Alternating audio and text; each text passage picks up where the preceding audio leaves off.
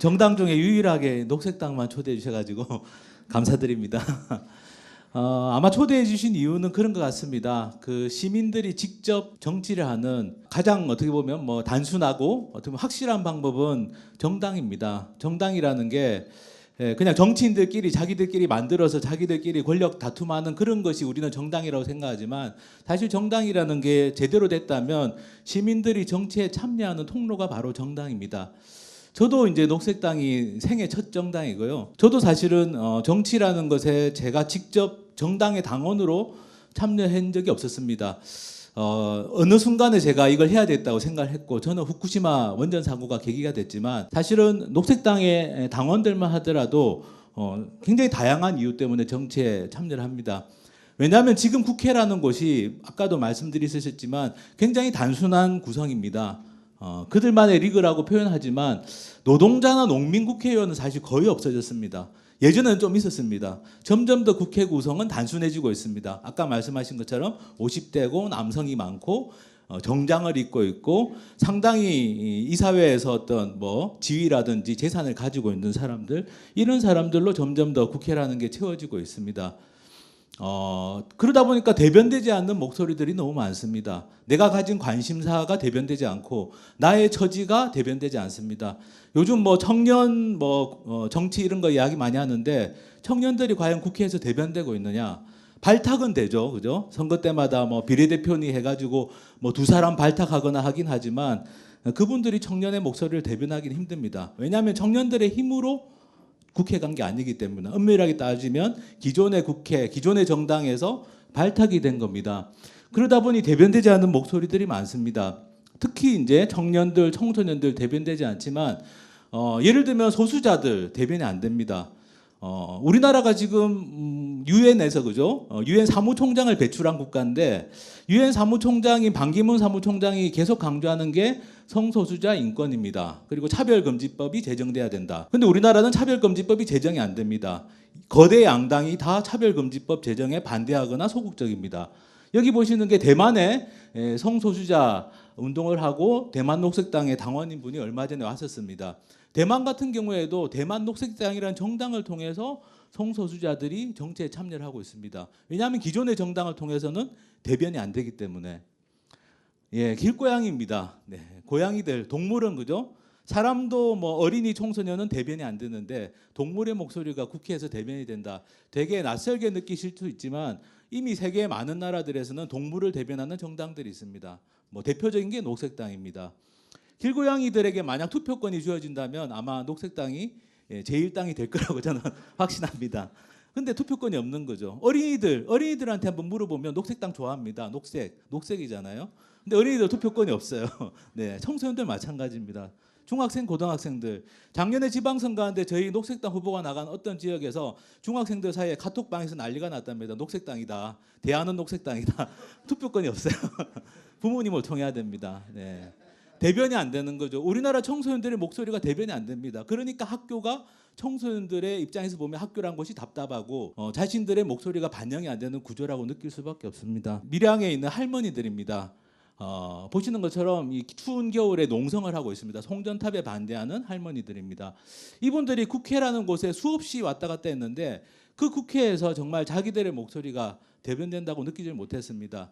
한국에서도 변방에 있는 사람들, 아까 소수자 말씀드렸지만 소수자가 아니더라도 지방에 사는 사람들, 시골에 사는 사람들의 목소리는 지금의 국회에서는 대변되지 않습니다. 그래서 사실은 답안지 자체를 바꿔야 됩니다. 우리가 객관식 답안지를 받습니다. 선거 때마다. 근데 그 답안지에는 내가 마음에 드는 답이 없어요.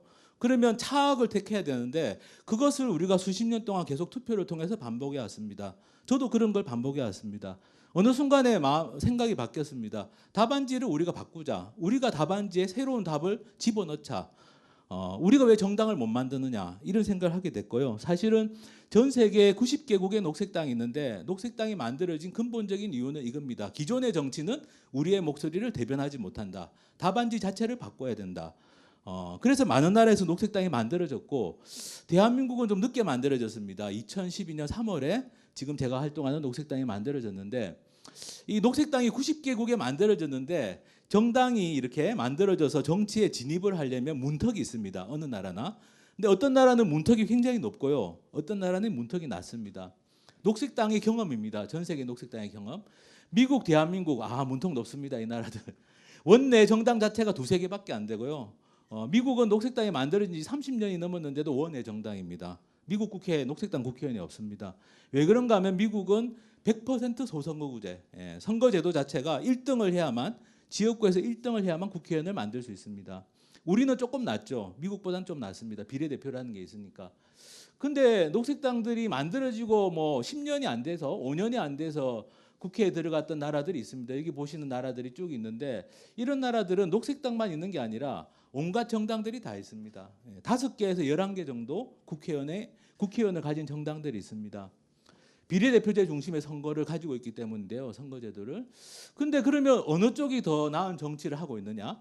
어느 쪽이 더 사람들이 살기가 낫냐? 사람뿐만 아니라 동물들까지 살기 나은 데가 어느 쪽이냐? 왼쪽입니다. 유엔에서 세계 행복도 조사를 하던 여러 가지 조사를 해보면 삶의 질이 높고 환경적으로도 지속 가능한 곳들은 왼쪽에 있는 나라들이고 이 미국이나 대한민국은 사실 경제 수준에 비해서는 삶의 질이 많이 떨어지는 그건 우리가 다 느끼고 있는 거죠. 그런 나라들입니다. 이쪽이 왼쪽에 있는 게 분명히 나은 정치인데 안 되고 있는 장벽이 너무 높습니다. 녹색당을 만든 다음에 좀 기가 차는 일을 많이 겪었는데요. 그냥 단순히 우리나라는 소선거구제인 게 문제가 아니더라고요. 선거법 자체가 전부 다 낡은 독재 정권의 유산을 그대로 남겨놨습니다. 이거는 지금 현재 여당이 새누리당만의 문제가 아니라 그동안 87년 민주화 이후에 소위 말하는 제1야당들은 그 여당과 타협을 해가지고 어떻게든 새로운 정치 세력이 진입을 못하도록 막아놨습니다. 막아놓는 방법은 아주 간단합니다. 독재 정권에서 만든 악법들을 그냥 남겨놓으면 됩니다. 녹색당이 만들어지고 이름을 빼앗겼었어요. 기가 찬 노릇입니다. 정당을 만들었는데 선거에서 득표율이 좀 낮게 나왔다고 해가지고 득표율이 그 당시에 낮았다는 이유로 이름을 빼앗겼습니다. 2012년 총선 끝나고 그걸 우리가 위헌 소송을 해서 찾았습니다. 오늘도 제가 헌법재판소 앞에 갔다 왔습니다. 우리나라는 국회의원으로 후보 등록을 하려면 1,500만 원을 내야 됩니다. 기탁금으로.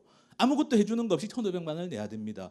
거대 양당은 후보로 나가면 그걸 돌려받을 수 있습니다. 15% 이상 얻어야 돌려받거든요.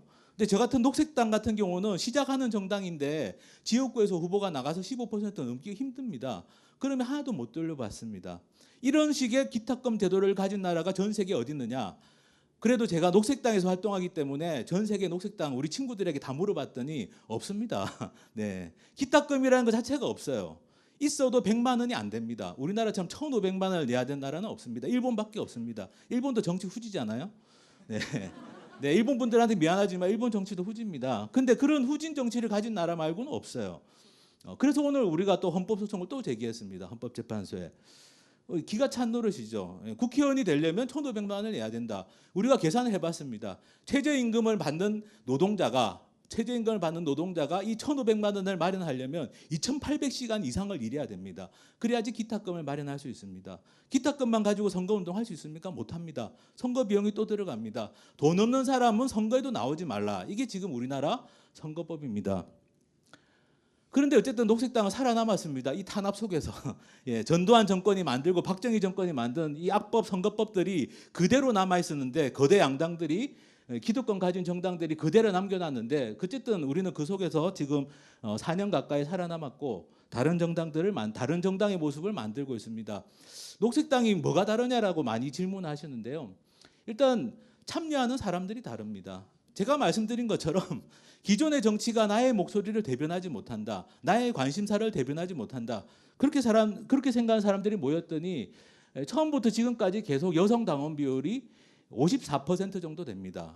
굉장히 높은 숫자입니다. 당연한 거 아니냐라고 생각할 수 있는데요. 한번 찾아보십시오. 진짜 당비 내고 활동하는 당원들 절반 이상이 여성인 경우가 있었는지 없습니다. 대한민국 역사상 처음입니다. 당비 납부 비율이 선관위에서 매년 발표하는데 녹색당이 제일 높았습니다. 다른 진보 정당들도 높았지만 여기 두 거대 양당 보이시죠? 당원들 중에 당비 내는 사람들이 10% 왔다 갔다 하는 수준밖에 안 됩니다. 어떻게 그럼 이게 정당일 수 있느냐? 당원은 뭘로 구분하느냐? 그죠? 당비 안 내도 당원인 정당이죠. 희한한 정당입니다. 그리고 녹색당이 지금 하고 있는 새로운 실험이 한국정당 최초로 여성 남성 동수 대표제를 하고 있습니다. 제가 공동 운영위원장일 때 공동 대표인데 여성 대표가 있으시고요. 우리는 모든 대의기구를 구성할 때 이 원칙을 지금 적용하고 있습니다.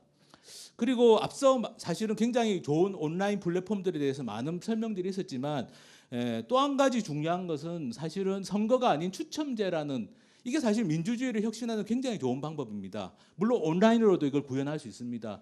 어쨌든 녹색당은 추첨제로 대의원을 뽑고 있습니다. 기존의 정당들이 대의원을 어떻게 정하느냐, 선거로 뽑거나 아니면 누가 시켜서 대의원을 하거나, 그러다 보니까 서로 대의원 대회를 하면 서로 지분을 많이 차지하기 위해 가지고 온갖 일들이 벌어지는데, 녹색당은 그게 불가능합니다. 당원들 중에서 뽑기로 뽑습니다. 예. 다양한 방법이 있습니다. 예, 원판 돌리기도 있고요. 예, 선풍기에 종이 날리기도 있습니다. 선풍기에 종이 날려서 멀리 가는 사람이 대의원 되기도 합니다. 네, 창의적인 방법이 많이 있을 수 있죠.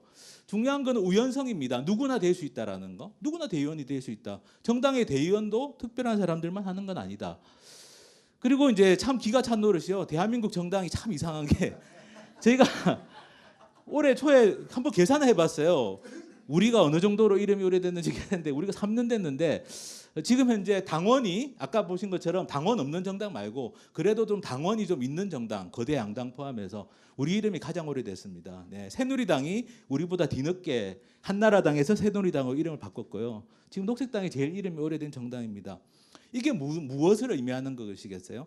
정당이라는 게 시민들의 정치 참여 통로고, 비슷한 관심사, 비슷한 생각을 가진 사람들이 모이는 곳이라면 이렇게 쉽게 이름을 바꿀 수가 없습니다. 오로지 그냥 권력 정치, 그냥 그때그때 자기들 정치적 이해관계에 따라서 이름도 바꾸고 정체성도 바꿉니다. 네.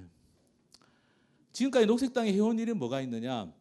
많은 분들이 이제 우리 내부적으로 좀 전에 말씀드린 것처럼 여러 가지 새로운 정치 실험들을 해왔고, 다른 한편으로는 외부와 관련해서는 지금 보시는 것처럼 현장과 연대하고 대안을 만들고 의제를 선도한다, 이런 역할을 해왔습니다. 굉장히 훌륭하죠, 그죠? 예, 훌륭한지 아닌지는 한번 설명을 들어보셔도 좋습니다. 아까 말씀드린 것처럼 밀양 할머니들을 대변하는 정당이 우리나라에 없습니다. 녹색당은 원외 정당이지만 여기 보이시죠, 그죠? 이순신 장군 동상 뒤에는 청와대입니다. 어쨌든 이 이슈를 서울 이슈로, 전국 이슈로 만들려고 노력해 왔습니다. 밀양의 어느 시골에서 벌어지는 송전탑 공사지만 이것이 굉장히 잘못된 일이고 핵발전 확대 정책하고 연결된 일이기 때문에 우리는 그걸 어떻게든 서울에서 이슈를 만들기 위해서 현장과 연대해 왔고요. 얼마 전에 11월 달에 경북 영덕에서 핵발전소 가지고 주민투표가 있었습니다. 서울에 있는 분들은 별로 관심이 없었습니다. 그래도 녹색당은 이걸 전국 이슈로 만들기 위해서 또 이순신 장군 동상, 청와대가 뒤에 보이는 곳에서 또 이렇게 피켓팅도 하고 계속 노력을 해왔습니다. 언론 작업, 저희가 할 수 있는 모든 수단을 다 동원해 가지고 이 변방의 일이 아니라 이것이 전국의 일이고 우리의 일이 될 수 있도록 노력을 해왔습니다. 그리고 대안 없는 반대 이런 얘기 워낙 많이 들어서 우리 대안이 있습니다. 네. 정부가 무슨 계획을 발표하면 녹색당은 대안 시나리오를 발표합니다. 정당 보조금도 안 받고 우리가 아무것도 동원할 수 있는 인적 물적 자원이 열악하지만 우리는 정말 대안을 만들려고 노력을 하고 있고 만들고 있습니다. 예. 그리고 전 세계 다른 나라 녹색당들하고 같이 최근 며칠 전에 기후변화 가지고 굉장히 중요한 결정이 있었습니다. 프랑스 파리에서. 그런 것들도 같이 논의를 하면서 대응을 해왔고요. 최근에 성남시 이재명 시장님이 청년배당 발표하면서 기본소득에 대한 관심이 많아지고 있습니다. 저는 이거 꼭 필요한 정책이라고 생각합니다. 대한민국은 국가가 국민들에게 아무것도 해주는 게 없는 나라입니다. 오로지 그냥 의무만 강요하고, 그리고 특히 청년들, 청소년들에게 함부로 대합니다. 청년들에 대한 예의가 없어요. 사회가 어느 정도 사회 공동체라면 사회에 나오는 청년들에게 뭔가 비빌 언덕을 마련해주고 나서 뭐라고 해야 되는데 아무것도 안 해준 상태에서 모욕적인 발언들을 합니다. 중동 가서 돈 벌어 와라. 또 오세훈 시장님, 전 시장님 얼마 전에 개발도상 가서 살아봐라. 자기가 가서 살아보고 자기가 가서 돈 벌어 오든지, 그죠? 왜 청년들에게 그런 식으로 함부로 대합니까?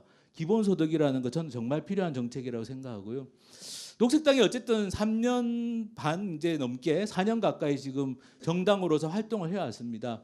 내년에 총선 목표가 뭐냐라고 많이 물어보시는데 내년에 국회의원 만드는 게 목표입니다. 솔직히 그렇습니다. 녹색당 국회의원이 만들어지면 뭐가 바뀌느냐? 많은 것이 바뀔 겁니다. 우리나라에서 국회의원, 비례대표로 국회의원이 나오려면 3% 이상 정당 득표를 해야 됩니다. 대한민국 대선이 어느 정도에 결정되느냐? 3% 이내에서 결정되는 경우가 많았습니다. 대한민국에서 3%라는 의미는 그냥 소수라는 의미가 아닙니다. 이게 향방을 정권의 향방을 가름지을 수 있는 것인데 저는 제가 바라는 건 저는 정권 교체를 바랍니다. 지금의 이명박 박근혜 정권 때문에 저도 엄청나게 고생 많이 했습니다. 노숙도 많이 했고 온갖 일들을 다 겪고 왔습니다. 반드시 정권은 교체된다고 생각하지만 내용 없는 정권 교체는 저는 더 많은 좌절을 가져다 줄 수 있다고 생각합니다. 내용 있는 정권 교체를 위해서는 새로운 정치 세력, 가치나 비전이나 정책이 확실한 새로운 정치 세력이 들어가야 됩니다. 내년 총선을 어떻게 준비하고 있느냐? 가장 정당답게 준비하고 있습니다. 다른 정당들은 아직 후보 선출 절차도 시작을 안 했는데 저희는 비례대표 후보를 지난주에 이미 확정을 했습니다. 당원들의 전체 총투표를 통해서 확정을 했고요. 1번 받으신 분은 다큐멘터리 감독입니다. 동물과 환경에 관한 다큐를 만들어 오신 분이고요. 2번 후보는 대중적 인지도 높지 않은 분들이지만 2번 후보는 밀양 송전탑 반대 운동을 할머니들하고 같이 4년 동안 해오신 분이고요.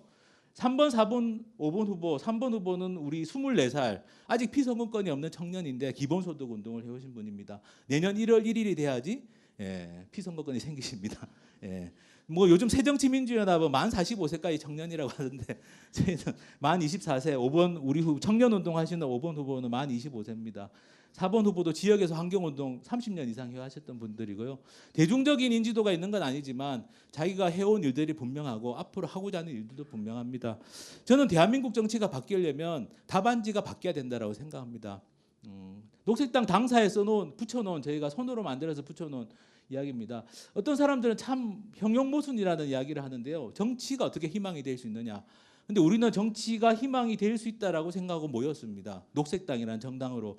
지금 당원이 7,400명이 넘었습니다. 한 사람 한 사람 가입한 겁니다. 우리는 조직도 없었고 집단으로 가입하는 사람들도 없었습니다. 오로지 한 사람 한 사람 가입해서 7,400명이 넘었는데 내년 총선 전에 10,000명이 되는 게 목표입니다. 10,000명이 되면 우리가 3% 이상 비례대표 원내 정당 진입이 가능하다고 보고 있습니다. 저는 종로구란 한 지역구에 나갑니다. 물론 당선을 목표로 합니다만 당선이 어렵다는 거 잘 알고 있습니다. 왜 나가는지 물어봅니다. 저는 녹색당 제가 당선이 안 되더라도 녹색당의 정당 득표에 기여할 수 있다. 종로라는 지역구에 나감으로써 그런 설명들을 드립니다.